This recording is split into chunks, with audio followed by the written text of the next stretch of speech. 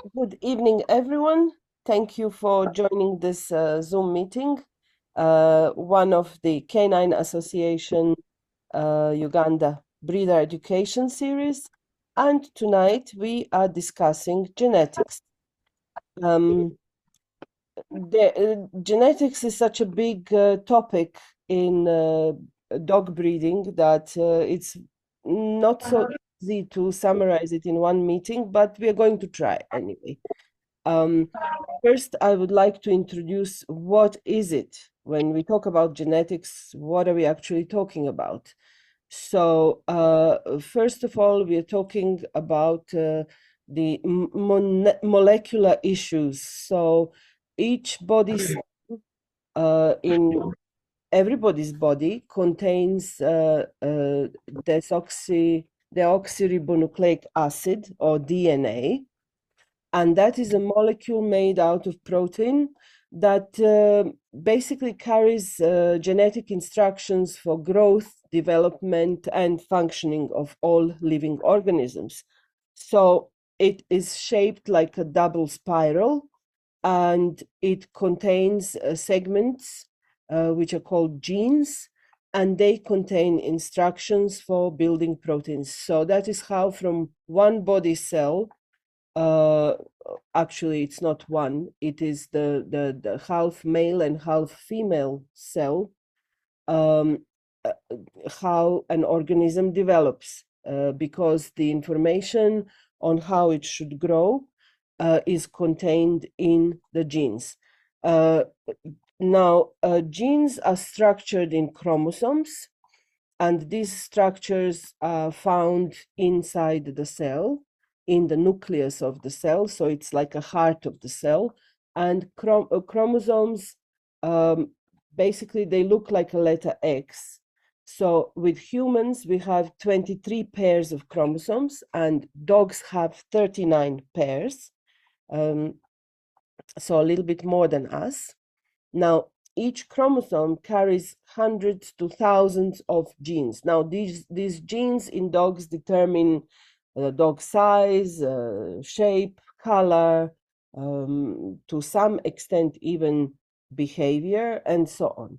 Now, how is that information, genetic information, passed on to new generations is that when the egg is fertilized by sperm, both parents contribute 50% of genes, and these genes combine and create new chromosomes. And this combination of genes or chromosomes determines the dog's traits. Now, in genes, we can have dominant genes and recessive genes. So obviously, if a gene is dominant, for example, for coat color, the offsprings are likely to have most of the dominant genes, obviously. And then if a gene is recessive, then of course the other genes are going to overwrite them. So basically, dominant genes will always put a cap on the recessive genes. Or when there is a dominant gene, chances are the offspring will have it in the bigger number than the recessive genes. So where was I? So the dominant trait, for example, is what will come out if only one copy of the gene is present. For example, black color in dogs is very often, in most breeds, a dominant color. Now, a recessive trait is expressed if two copies of the gene are present. So, for example, the red coat color in dogs is a recessive trait. So genes determine basically everything in a dog. I'm not going to go into details of what is now polygenic traits and complicated stuff. But okay, polygenic traits, these are some traits that are influenced by multiple genes, so not only one. and these traits also interact with environmental factors. So what can happen is height and weight in dogs, for example, are controlled by many genes. So if we, for example, have a puppy and we don't feed that puppy well, that puppy may decide to remain small. Or if we feed the puppy very well, that puppy may even outgrow the parents. So that's where we have the environment or feeding, the quantity of feeding and number of times combined with genes of the dog, and that's how we get the influence of the environment on the development of the dog. Also behavior, I've noticed at least, and I'd like to ask you also if you've noticed the same thing. I've noticed that when a female is shy or a little bit timid, very often the puppies come out to be shy. So maybe I can now open the floor to everyone to discuss and give their experiences with what I talked about so far. Yeah, it is true. I have seen this in my several breedings. I had a female which was a Rottweiler female. She is quite aggressive. The puppies turned out to be aggressive, same as her, yet the father is quite calm and peaceful. And the same situation also happened in a German Shepherd. The female was quite calm. The father is a bit hard, but the puppies came out very calm. So I guess you see that um, if the aggression goes from generation to generation, then you have to make some decisions. If you want to breed aggressive dogs, then that female is ideal. But if you don't want to breed aggressive dogs, then maybe that female should be replaced by a female that's less aggressive. Or there is also a way of maybe retraining the female so she tones down her aggression, and then hopefully the puppies will be less aggressive. There is like that environmental influence on genetics is called epigenome, and that can turn on or off depending on how much of an influence is there. Dr. Opori is here, so he can maybe give us a word or two on how genes influence behavior, breeding outcomes, and so on. If not, I can push on and go to how we can actually calculate or plan for the breeding outcomes. And there is a tool called the Punnett Square, which is a simple visual tool that can help us how to do it. I don't know. Yeah, Thank you. Thank Opori, you go. Thank you, Nada. Yes, genetics, DNA play a very vital role in actually the characteristics and the traits. And most times, breeding, in our cases here, breeding as, let me talk of the purity in breeds and so on, is just coming in of late. But in countries where breeding has been sequenced or has been done deliberately for generations and generations, it takes time to get these lines to the purity that you want. And usually it is by selection of traits. You look at a trait you admire in a dog, and it's okay in a particular line. It is determined whether it is normal. I mean, it is dominant or recessive. And then you, of course, select one with a similar trait that you love, and then you'll definitely try to select those particular traits that you really want to express in the phenotype. Of course, the appearance or the outward look of a given animal is usually the what we call the phenotype. And then the other components that may be controlling what will be expressed in future generations is usually masked up or hidden up, and you may not see it in the near generations, but you can always, have them in the future. I believe many of us have experienced that in our breedings. You may have two good parents, and then they produce something that is not related to any of them. But when you chronologically follow the genetic line of the parent lines, then you realize actually that some of these were in the grandparents, and that recording and records that we've started of now to try to follow us, thanks to CAU bringing up this and that follow up, is what will make us streamline our breeding programs here, and we may soon actually develop our native. Some people call them our Toyota breeds here. Okay.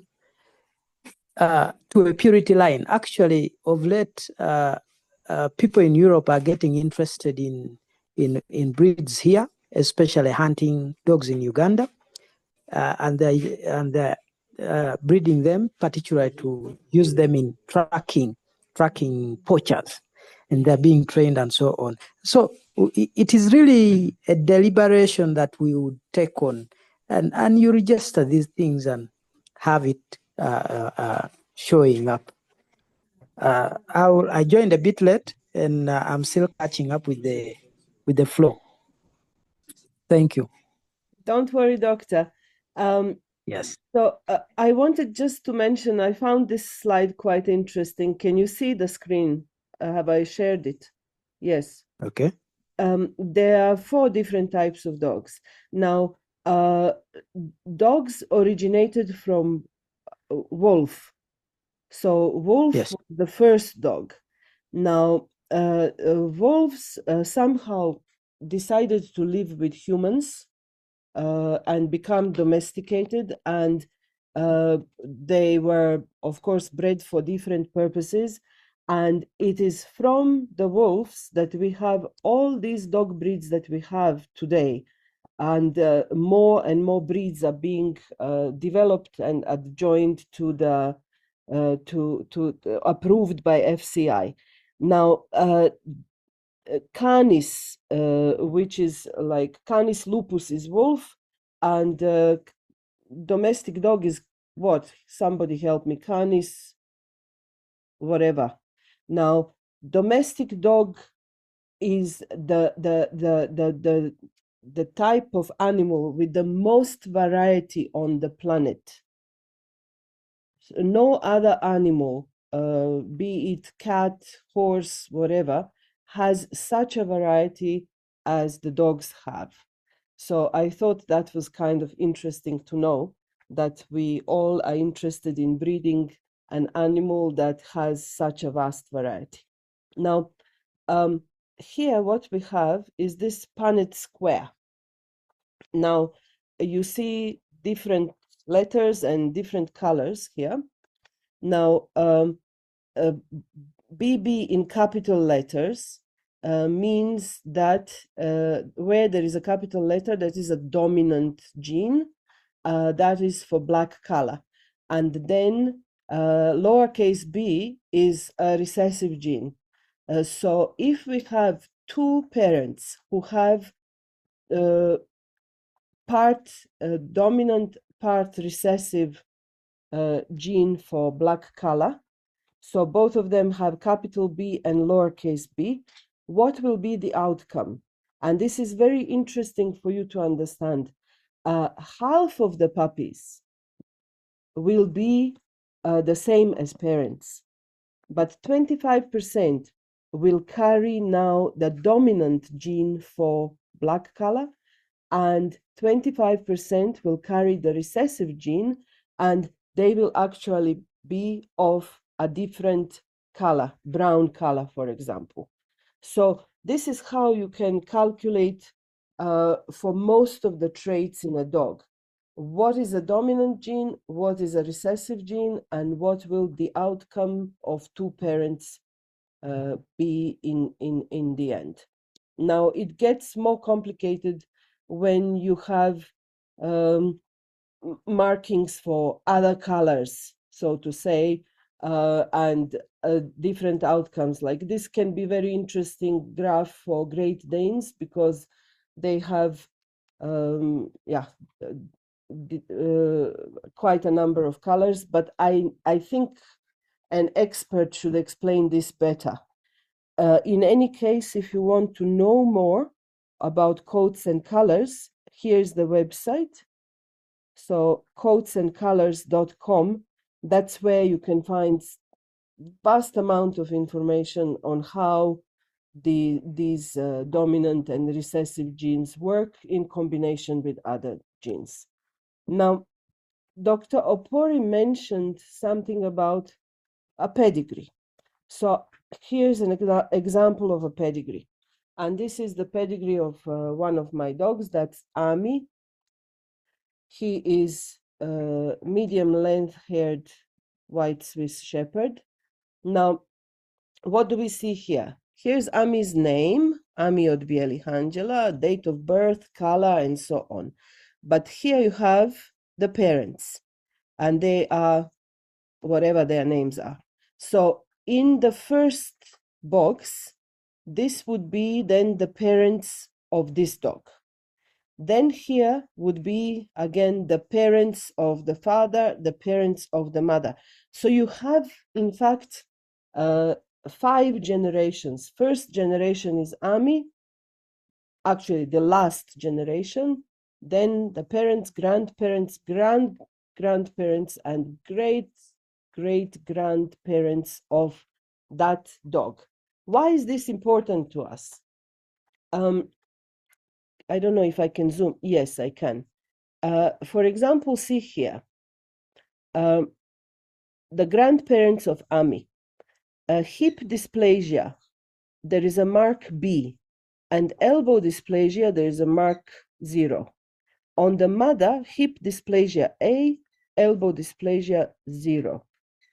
If you follow it further, all of them have those markings.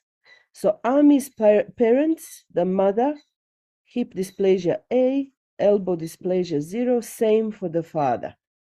And that is what you want to see on the pedigrees, because when you see A for hip dysplasia, that's the best score. When you see 0 for elbow dysplasia, that's the best score for elbow dysplasia.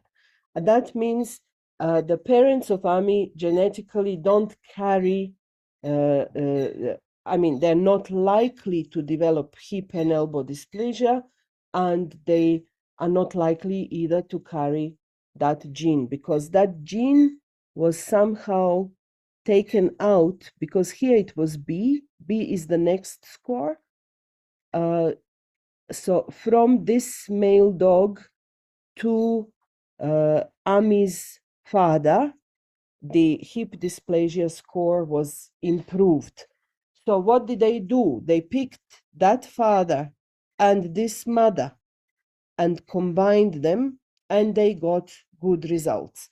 Now, we are not yet doing hip and elbow dysplasia scoring because that requires X-ray, and that might be a little bit costly for some of the breeders, so we are not insisting on it. But if you can do it as a breeder, do it by all means, because you will see that simply it becomes much easier for you to make certain decisions, and of course to develop better quality puppies, to produce better quality puppies with your dogs. If you know their hip and elbow dysplasia score, you can be confident breeding them, knowing that they're not likely to have any faults of such kind. There are also so many other genetic traits or genes that carry diseases. So it's genetic testing should become very important to us. Obviously, we don't want to push for that right now because it's quite a cost to everyone. But with time, we should consider having a good lab to do our genetic testing to help us in making sound breeding decisions. I would like to stop sharing this screen somehow, and I'm failing to do it. So while I figure out how to do it, can anyone step in and tell us about your experiences?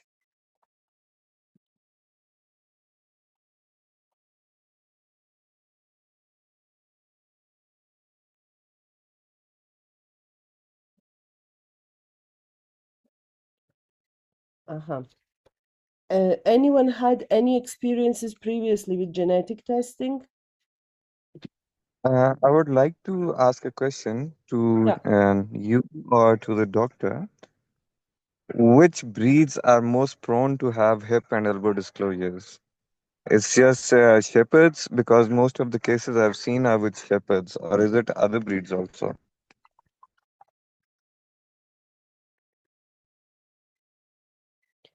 I would say large breeds, but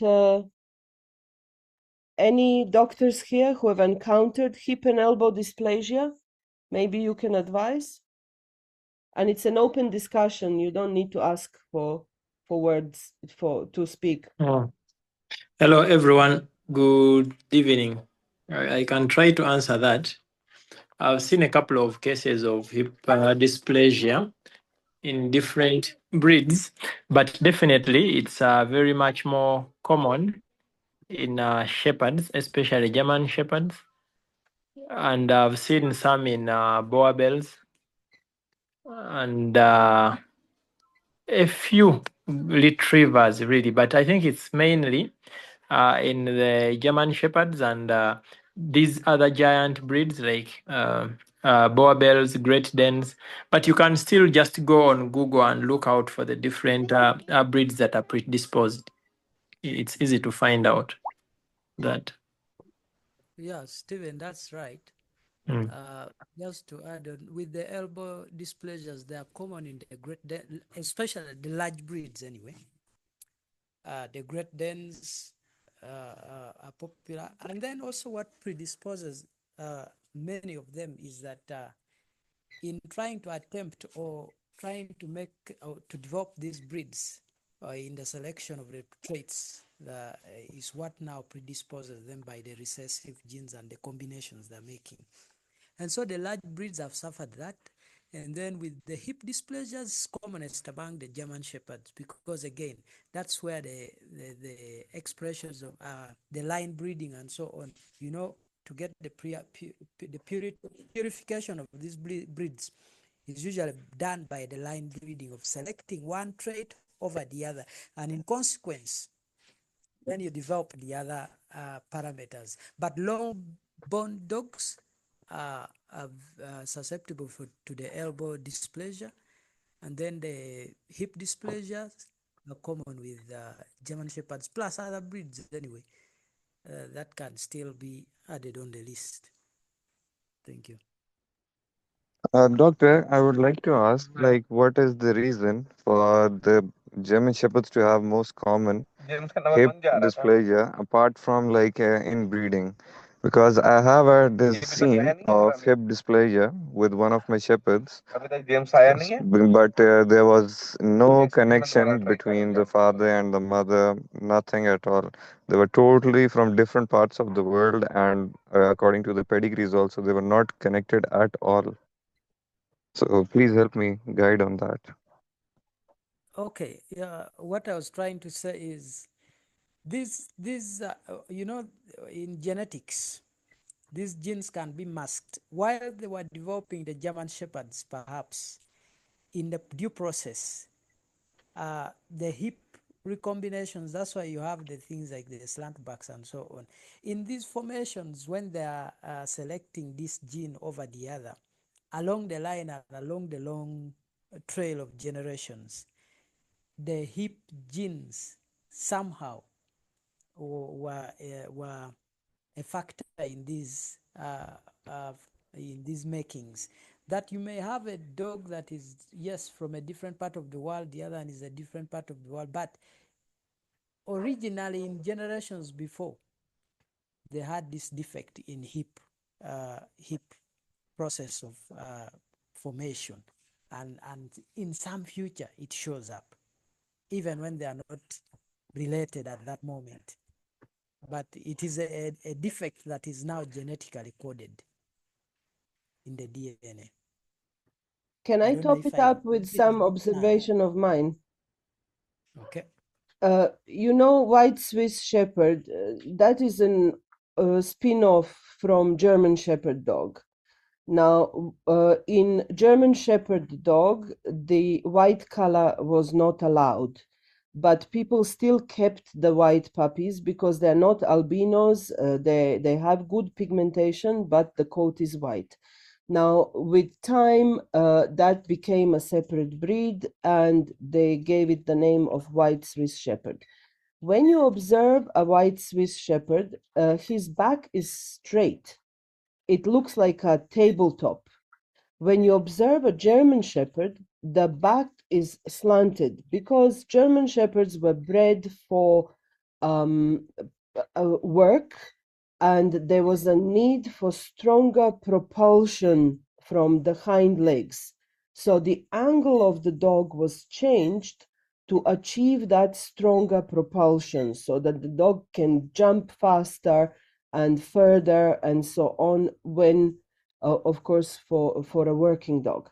Now, when you select them for that trait and you keep selecting them for that trait deliberately, you may actually change the angles of the hips and how hip joints join the pelvis, and that's where I believe the problem is. That can only be bred out or bred back if you don't insist on selecting breeding dogs that have such a strong diagonal on the back. So it's quite a challenge, I believe, now, because German Shepherd dog originally was not looking like the way it looks today. It was actually having a very flat back, just like what we see in Swiss Shepherds. So I think that could be a part of a problem as well.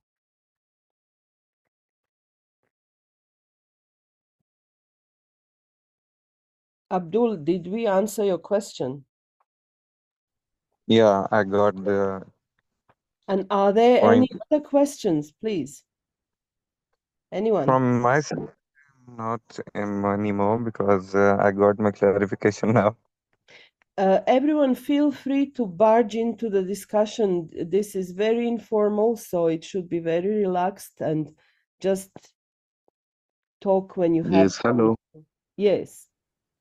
Yes, I was having a question because I'm now entering into working line German Shepherds. I was working with Malinois.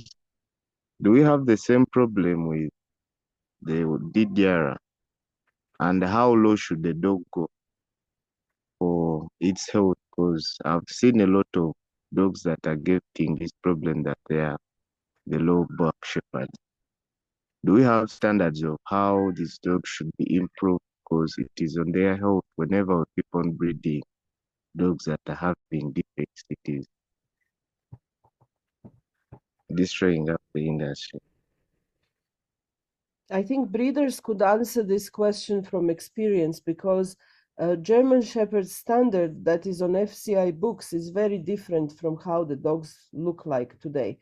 So maybe Abdul, since you have most experience, and Achu, if you have experience with German Shepherds, maybe you can chip in here.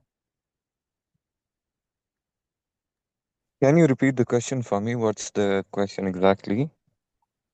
Do we still have the same problem in the working dogs like German Shepherd does?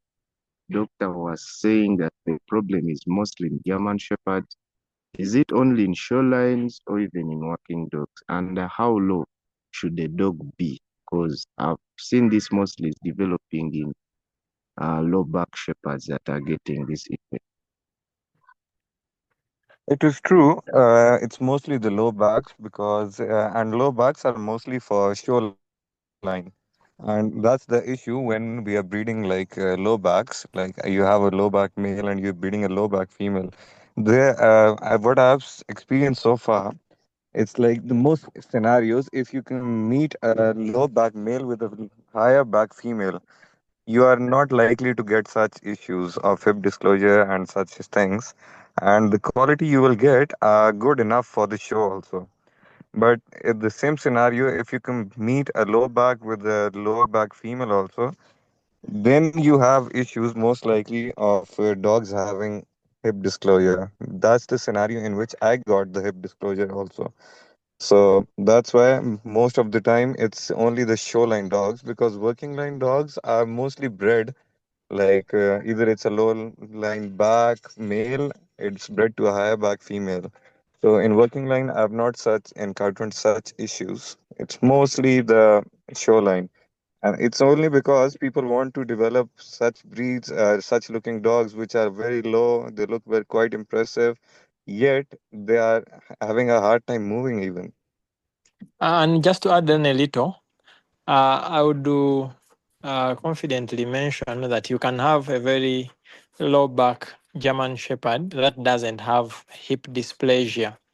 And you can somehow in your breeding program reduce the risks of having dogs that have dysplasia by breeding against it.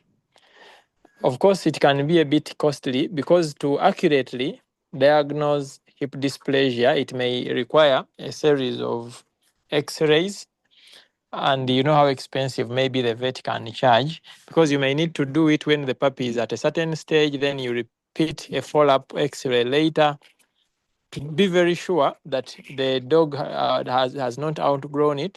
Then such a dog that has consistently kept the hip dysplasia even as it grows, it is best that you breed against that kind of dog. For example, if you have a dog that has dysplasia, you should not breed that dog, because it is more likely that such a dog that has had hip dysplasia, it carries genes that predispose more to hip dysplasia, and most likely either all or some of that dog's puppies will have the condition. But in your breeding program, every time you get a puppy that ends up having dysplasia, if you select against that, you don't breed that dog, it will highly reduce the chances of having hip dysplasia in your breeding program in the long run. However, I've learned that people are not very loyal to the breeding programs. They prioritize other things, and they tend to compromise on some very important things like that, because some people will buy a puppy when it doesn't really have the obvious signs of his dysplasia, when it is still young and light. But as the dog grows and becomes heavy, the dog ends up actually showing the signs, and maybe later it is diagnosed by the vet to have hip dysplasia. The vet will advise against breeding such a dog, but the breeder will insist, because they bought the puppy expensively, they have invested a lot of money in this dog, maybe they imported the dog. The breeder commonly, they insist and breed that dog. I've had a similar situation with one of the breeders who is in this group. I've seen him comment. I will not mention his name. It's the same thing that happened. The dog had bilateral hip dysplasia. I mean, both back legs had hip dysplasia. I advised against breeding this dog, but later I found out that the dog was bred and it had nice puppies, I'm told. So that is the issue. for you. If I can add, try to analyze something also in what others have said. My point is the problem could be genetical, but in some cases, it is you can other factors like malnutrition, like hypocalcemia, can also lead to such cases, and other things like for example, in large dogs, you find that they get hip dysplasia not because of the genetical part. Sometimes it's because of the weight. So other factors, if they are worked on, you can also prevent the possibility of the condition. And another thing, I've noticed that such cases for this hip dysplasia in German shepherds that are low back usually happens much more in puppies, around 1 year, 2 years. For the straight back, most people don't notice, but it happens most of the times in dogs with and dogs around okay, older dogs. Let me say from 8, 7 years going up. So in such cases, most people don't end up not noticing that the condition is also common in working line. So I suggest that my observation is the condition is not so like completely genetical. You can, if you can consider other factors like malnutrition, weight, the standard weight of puppies, especially in large dogs like Boerboels and Great Danes. So they tend to have that condition, and retrievers, for retrievers, they tend to have it because of their playfulness. They are large and then that playing.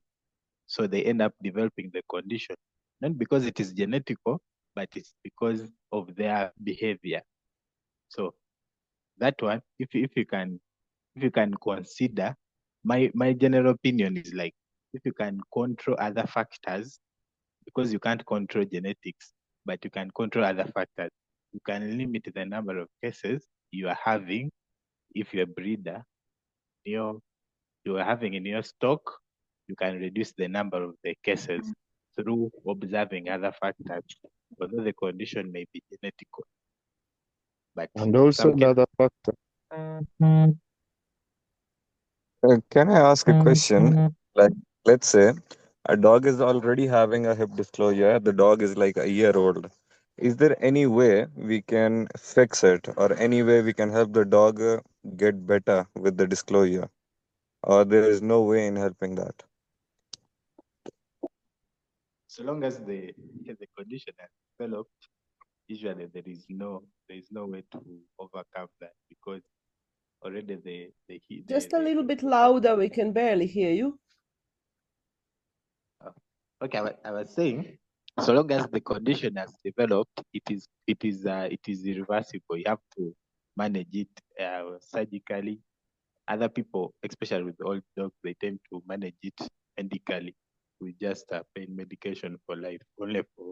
It only works with people that are hesitant with surgeries. They tend to proceed with tablets. Yeah. And also, maybe to add on doctor's submission, we also need to note that there is a difference between dislocation and dysplasia. Dysplasia is not possible to reverse, because the word dysplasia, it means wrong development, because that joint of the hip should have a ball and socket kind of structure, where the side in the pelvic or in the waist bone should have a depression, which is like a socket, a deep socket, where the ball of the bone, of the leg bone, goes in like a ball. That is why it is called a ball and socket joint.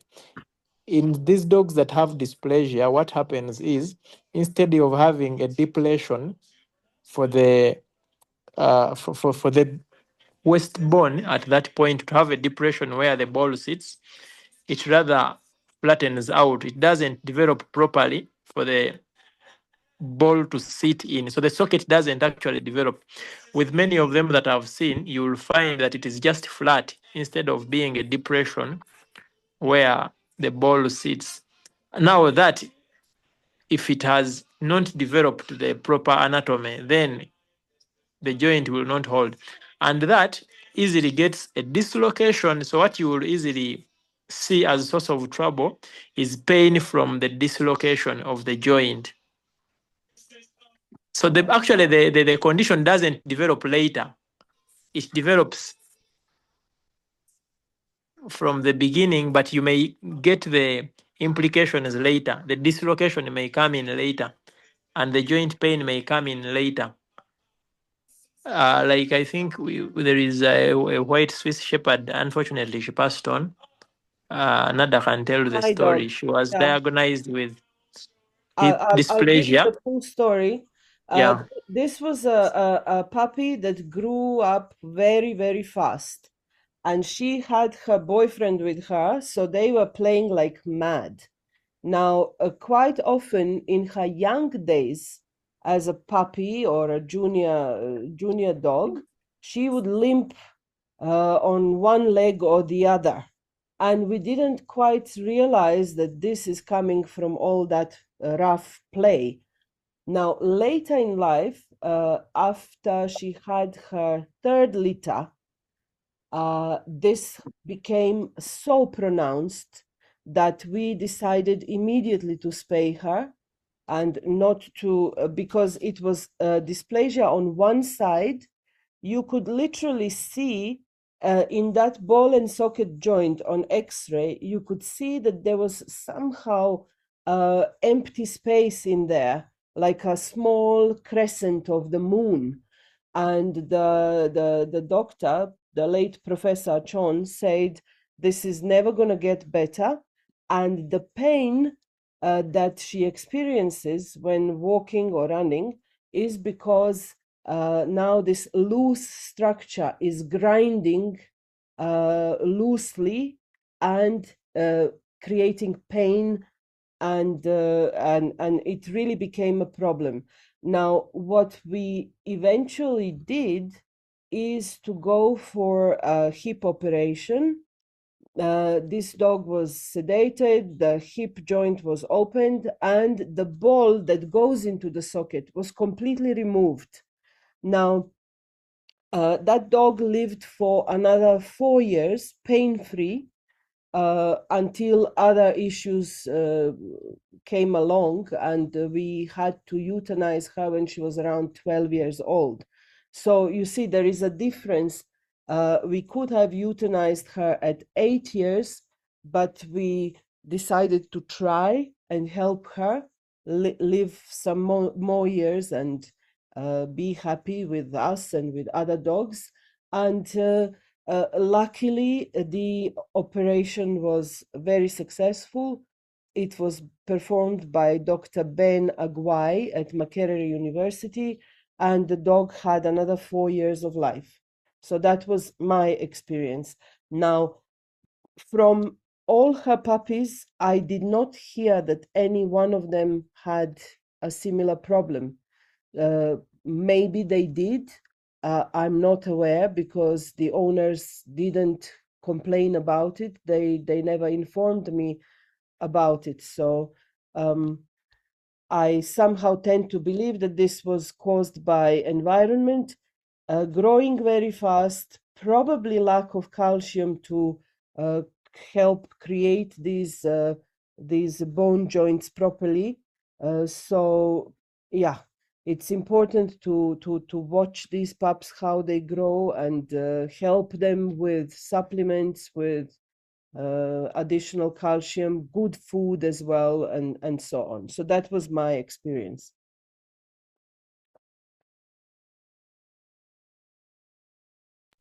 I would like to ask a question to doctors, like how can we differentiate when a puppy is still young, that this puppy is having a hip disclosure or not? Because mostly of the scenarios where I've seen German Shepherds having hip disclosure, it quite looks the same like a slanting dog, like a very good slanting German Shepherd. So how can we differentiate between is it a disclosure or not?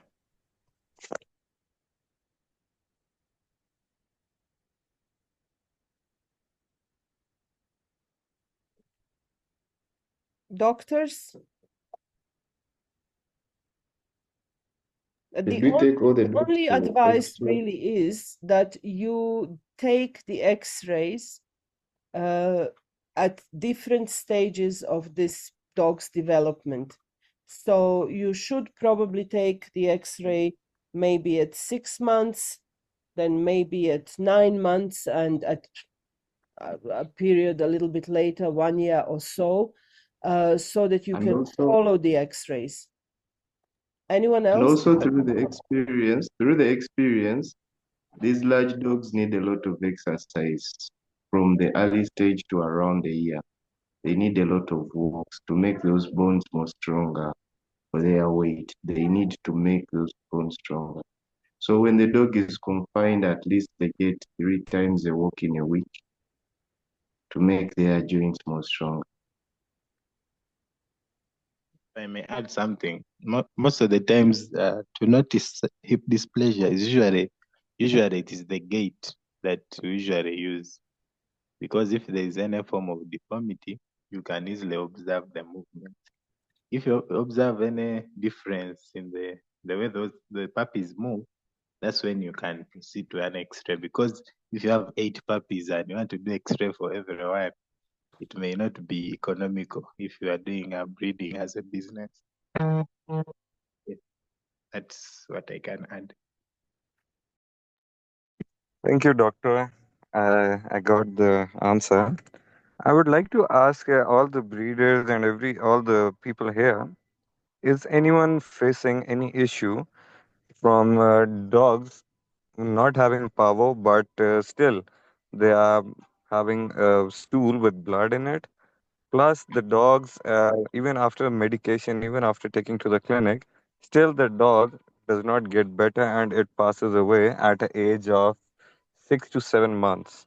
Is any breeder facing such issues? And according to the word diagnosis, it's some internal infection of some kind.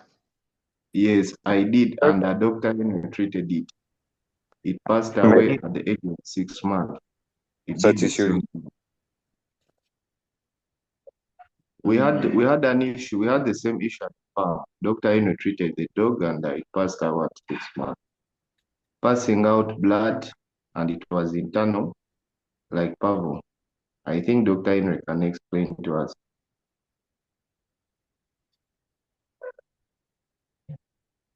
If I may ask,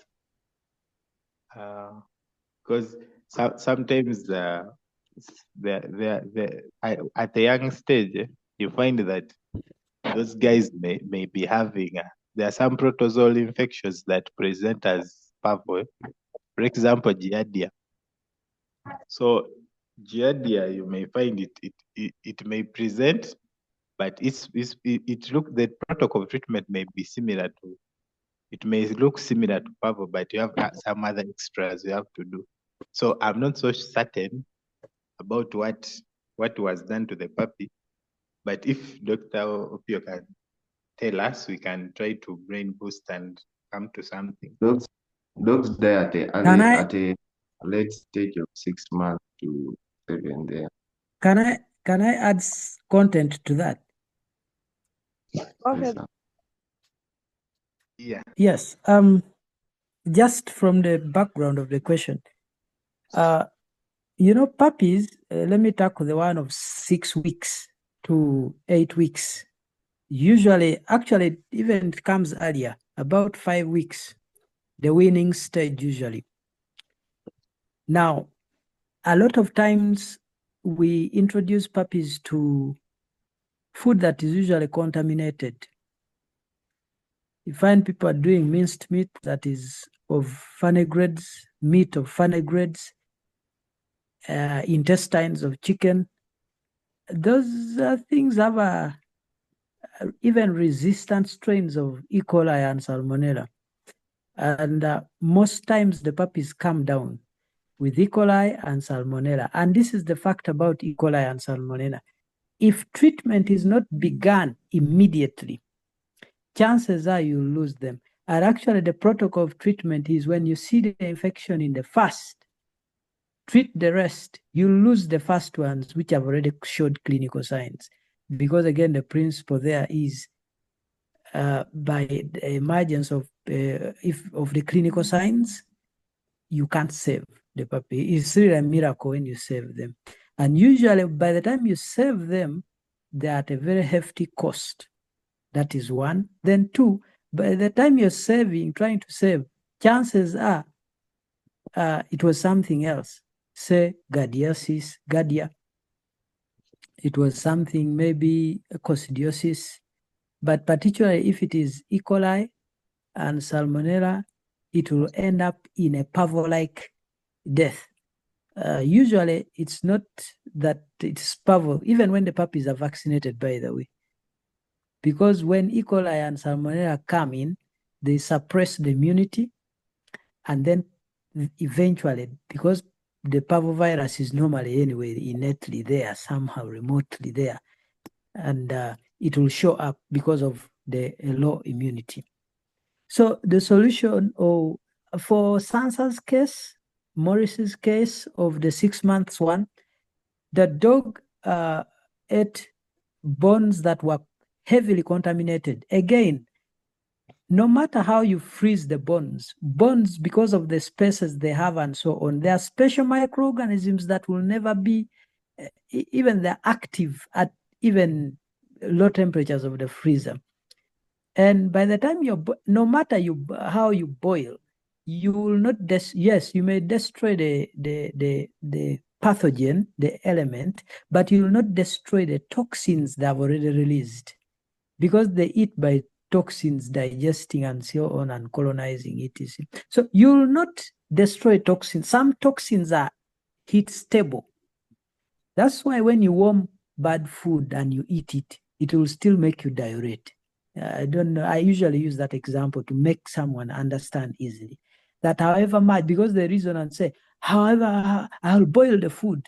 Even when I boil, it's still not safe for the puppies. These are people who are feeding intestines. But again, you can condition your dogs. I've also found dogs that have been gradually conditioned that even at 6 weeks, they're eating intestines and nothing happens bad. Those are conditioned and stabilized in a way.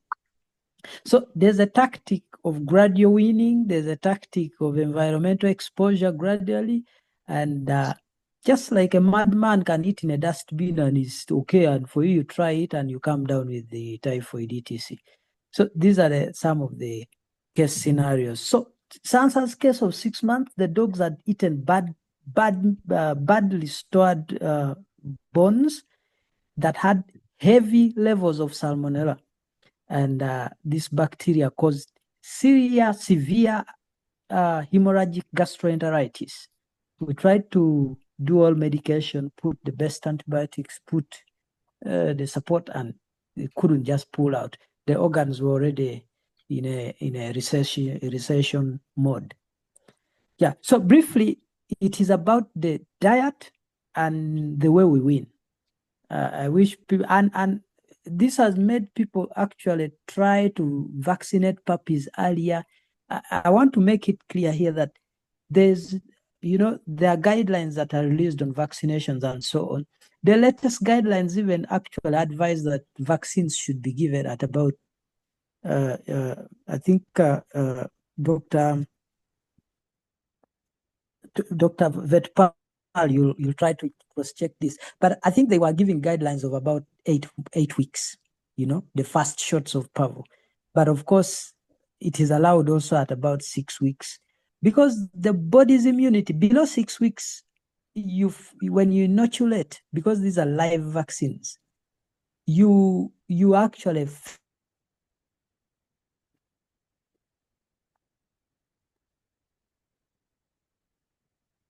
Doctor, we lost you there for a moment, but I can finish. fighting the body's maternal in the bond with that is helping them actually sustain them. You may not profit the puppy. So you're supposed to wait when that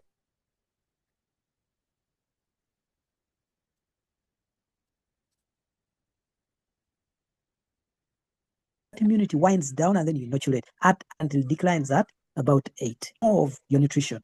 Yeah. Thank you. I had an experience where the dog was in post-operative care and somehow picked ticks. We didn't notice that he had tick fever, and yeah, we lost the dog to tick fever, but the stool was bloody because the fever advanced, and yeah, we were, of course, afterwards informed what were the reasons and what was the actual cause of death, but we didn't realize that the dog had tick fever. So also proper management of ectoparasites is extremely important as well. That's right. I want to just quickly go through some other hereditary diseases. One of the common ones is progressive retinal atrophy. This is where dogs lose their vision gradually and become blind. It's common in breeds like poodles and cocker spaniels, and it's caused by gene mutation in genes responsible for retinal function, for the normal functioning of the eye. Then you have dilated cardiomyopathy, which is a heart condition. It commonly happens with Dobermans and boxers. There is brachycephalic syndrome, where you have breathing difficulties in flat-faced breeds like bulldogs, pugs, now common also in these flat-faced Rottweilers. And how are these diseases inherited, actually? There is, again, a genetic pattern how they become inherited, and genetic testing will normally point out to whether the dog is clear of the specific gene, whether it's a carrier of the specific gene or the dog is affected by that gene. So if the dog doesn't carry the gene for specific disease, then it is clear. If it carries one copy of the gene but is not affected, then it's a carrier. And if it carries two copies of the gene, it is likely to have the disease. We are really hoping to strike a conversation with the National Gene Bank because they have the capacity to do genetic testing and to also run a data bank, so that we can slowly but surely start involving genetic testing into our breeding programs. Doctors, do you want to comment on that?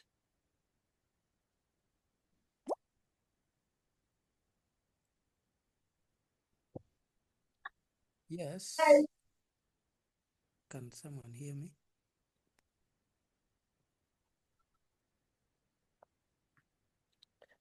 Okay.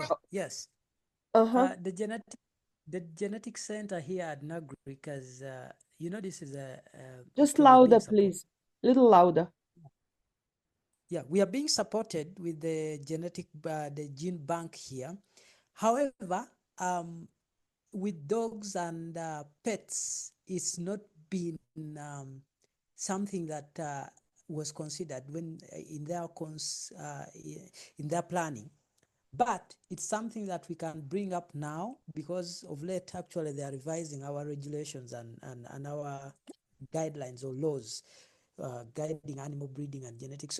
The previous law considered only food animals, basically cattle and goats and sheep, etc., and did not involve pets, dogs, cats, and then rabbits, etc. So, and Makerere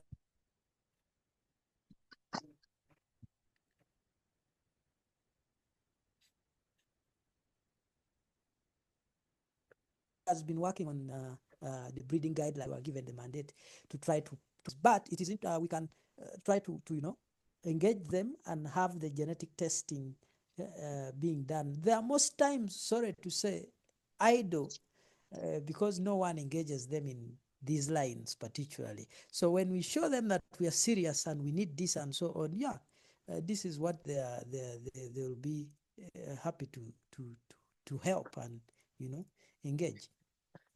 Yeah, but we wrote to them. We wrote to them last week. We delivered a letter asking for engagement. So if you can help because you're close to them in Entebbe, if you know anyone, Prim talked to a gentleman called Noah. So we really need to push on and start this conversation because it's important for all of us. True. It really is important. A classmate of mine is in the sector there. I'll talk to him, a former classmate of mine. I'll talk to him and ask him particularly. That's wonderful. So now, just very quickly, we looked at the pedigree and we, as breeders, what do we want? We want to see the desirable traits in parent dogs. So we, of course, you can have a very beautiful dog and it fulfills all your dreams and you think that's it, that's the best that can be. But if you look at the parents of that dog, or you go dig down the road, you may find some faults. So think twice about just judging your breeding program based on the latest dog you've got. Have a look at the history of the parents and grandparents to see that the desirable traits of the dog happen in that history as well. Obviously, run away from undesirable traits because if you're breeding pets, you do not need aggressive parents or grandparents and so on. So this is something we need to seriously think about when we are developing our breeding programs. When you're selecting a breeding pair, you also need to choose a pair so that you can balance these desirable traits and health and include genetic diversity as well. So choose breeding pairs that complement each other, prioritize health over physical appearance to avoid perpetuating hereditary diseases, and don't overemphasize physical appearance. For example, if you breed for extreme traits like that short muzzle in Rottweilers, think about how if that trait is overemphasized, how the next generation of Rottweilers will be, and will they start developing health issues like poor breathing and problems with breathing in general. So our goal as breeders should always be to produce healthy and well-rounded dogs that meet breed standards without compromising their health and the health of their next generations. One thing that happens very often in Uganda is inbreeding. This is mating closely related dogs, which would be brothers, sisters, or parents with their offspring. And the consequence is the increased possibility of hereditary diseases because it's more likely to inherit two copies of the harmful genes if a parent and an offspring have it, or if brother and sister have it. And then inbreeding also reduces genetic diversity. And what that means is that you are compromising immune systems and health of the puppies overall. Genetic diversity is important. I think most of us here in the group understand that very well, and that's the reason why we bring in new dogs all the time, so that we can create new and separate breeding lines, or we can also find solutions to maybe talk to breeders across the border in Kenya and have some breeding done like that, so we can create genetically diverse dogs. Diverse gene pools obviously lead to stronger and more resilient dogs. And then the strategies to maintain the gene diversity is outcrossing, which is introducing unrelated dogs into a breeding program. Then you have line breeding, and that is a controlled approach when you breed related dogs, but with a purpose and knowing that you will maintain desirable traits with minimal risks. So that should really be done only with genetic testing for these hereditary diseases. And that is breeding distant relatives, cousins, rather than close relatives. Maybe grandfather to granddaughter, that could probably fall under line breeding because there is a generation in between, and so on. There is also something called the COI, or coefficient of inbreeding. What you can do is maybe use pedigree database, because they give you, when you key in the pedigree of your dogs, they will give you the COI. Also, Primrose can do it on request if you want to calculate that. She can do it in our pedigree database. She can also calculate what is the COI if you want to breed one dog to another. And the value of COI should be below 5% to minimize these health risks.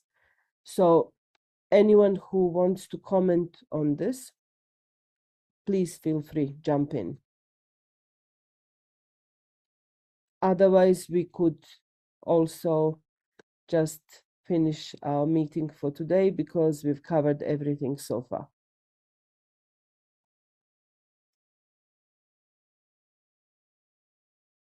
Everyone is quiet.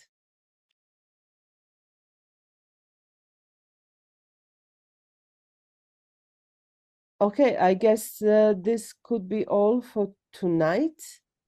And I would like to thank you so much for being here tonight. Jabo, did you want to say something? Yeah, I was just saying. Hello? Yeah, we hear you. I was just thanking you for this this session. Yeah, that's all. I've been a bit quiet. Thank you so much. Maurice? Oh. Thank you. It has been a pleasure. It has been nice to attend this. I missed out last time. It has been much productive. I hope to join again more next time. Thank you very much. Our next Zoom session will be on the last Monday of March. You're there. The other side. So the last Monday of March, we are going to inform the group. That's you. And we hope to see you there. And this session will be cleaned up and put up on our YouTube channel, so we can share it with other people who weren't able to be here tonight. Thank you again so much for this productive meeting. I wish you the best and see you soon. See you all soon. Yeah. Bye-bye. Bye.